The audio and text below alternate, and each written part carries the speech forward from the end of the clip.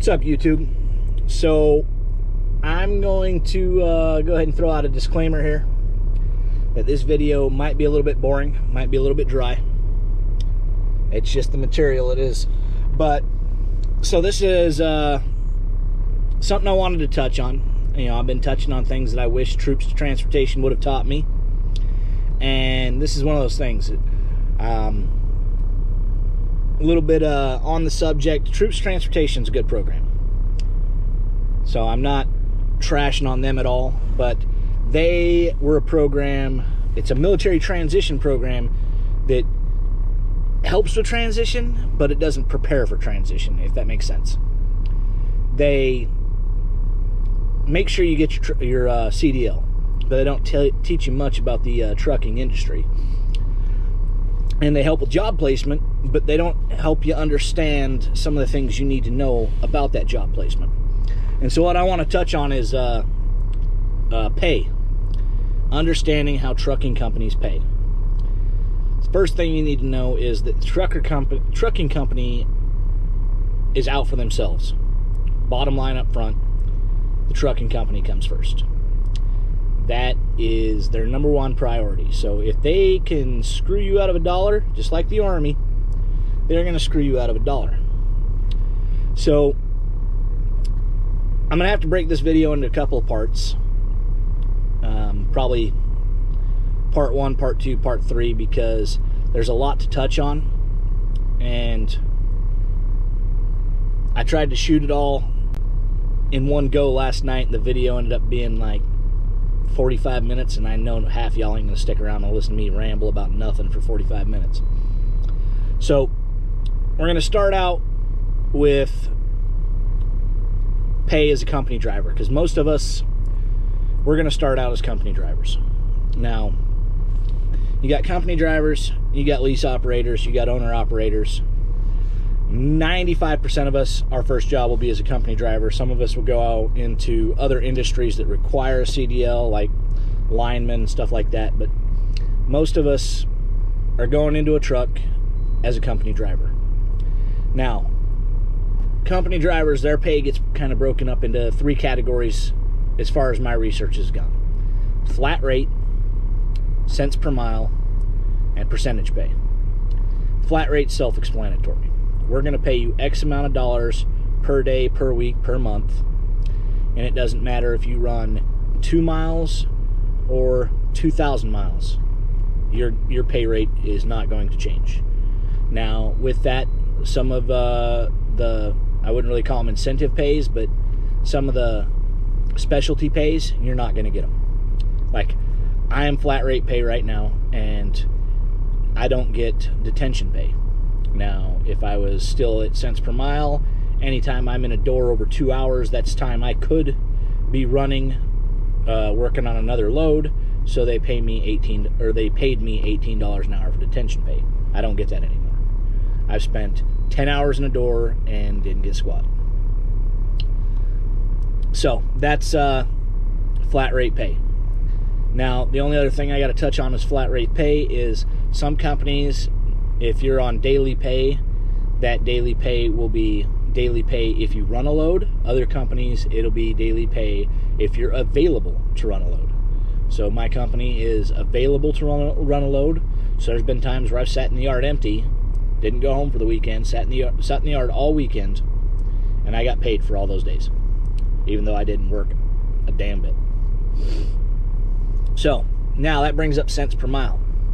Now, cents per mile is one of those things that they're going to dangle a carrot in front of you or tell you one thing, and it's going to be a little bit different. Not everything's what it appears. So I'll start with my company here, and I got it all written down. When I started off on this company, I was getting paid 50 cents a mile. Now, my disclaimer is that a lot of you guys aren't going to get a deal this good. I got lucky.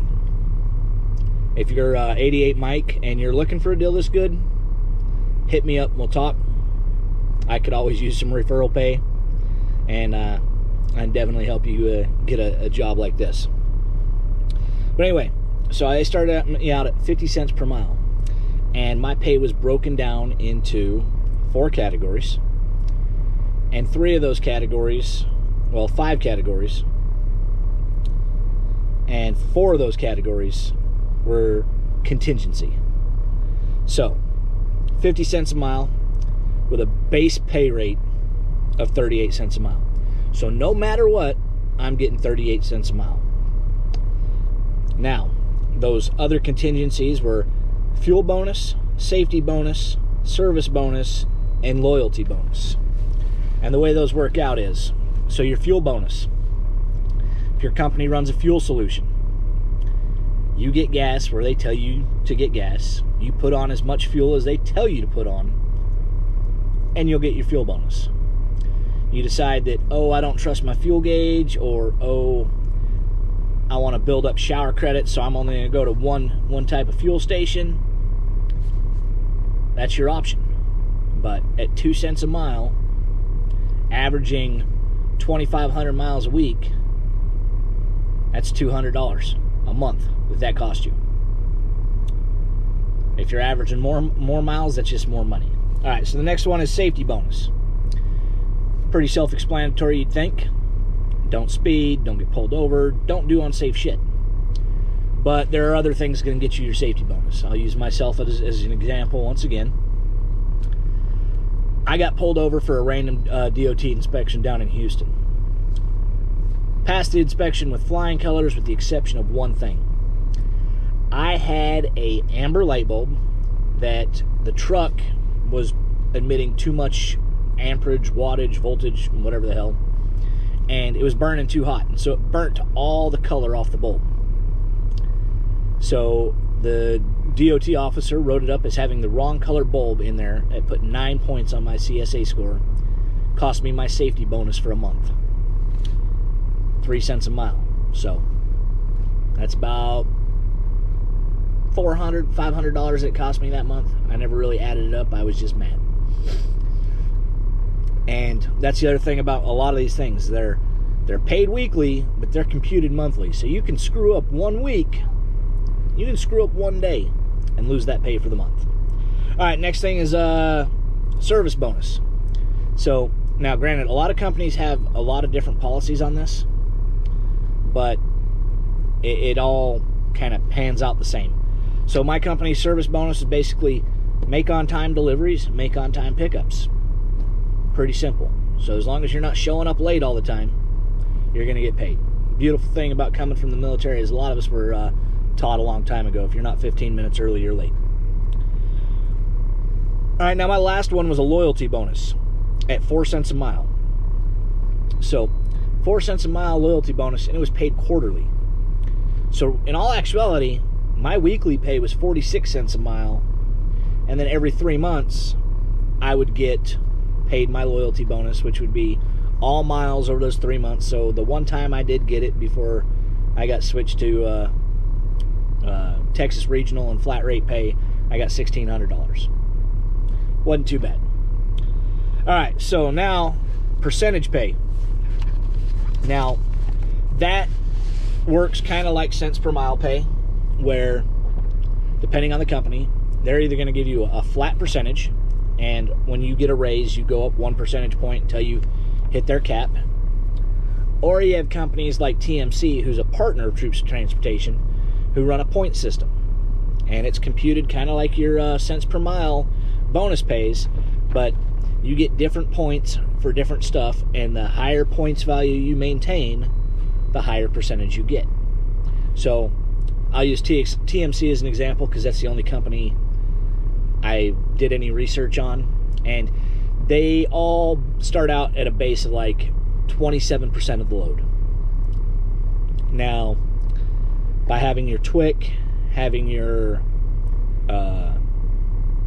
passport, having your hazmat, that's 5 points. Part of your points system is being on time. Part of your point system is following the route they suggest and sticking to their fuel solution. Part of their point system is making sure that when you come off your home time every weekend, that you're parked up at 9 o'clock the night before. That way you start your day with a fresh clock.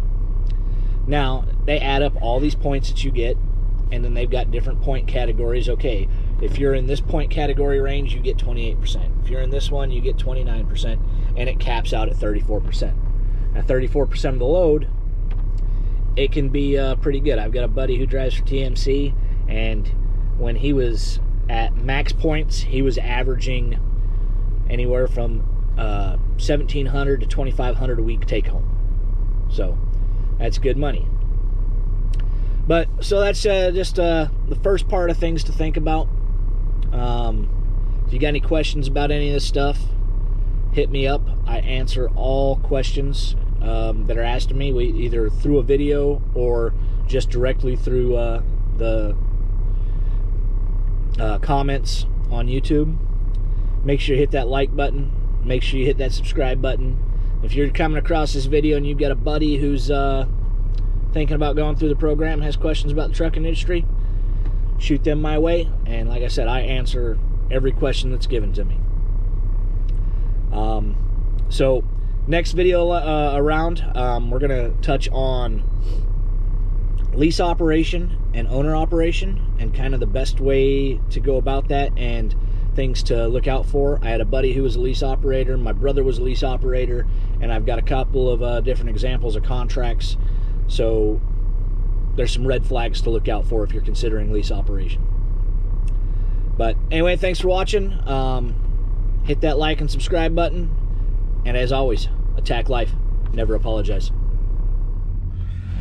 Hey, real quick, I know I already shot the outro for this video, and it's actually the next day, but last night after I made that first part about company driver pay, and I was talking about TMC, I jumped onto YouTube and I started watching some videos of some of the people I follow, and I noticed that one of the guys that I follow is actually a veteran who drives for TMC, and so I reached out to him and I told him, or I asked if it was all right if I threw his recommendation for his channel in here. So if you got any questions about percentage pay or TMC, which is a flatbed company, go and check out the Lawful Giraffe.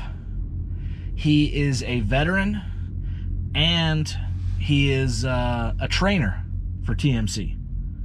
So he should have a lot of useful information. He said he's always down to help another veteran. So I'm going to throw his link down in the description below, and go check out his channel. He is real quick to answer when he's not driving. So hit that dude up if you get any questions about TMC, you're thinking about going towards the flatbed route, or if you got any questions about how companies do percentage pay, or if you got any questions about flatbedding. The guy's pretty knowledgeable. All right, anyway, thanks for sticking around. I'll catch y'all later.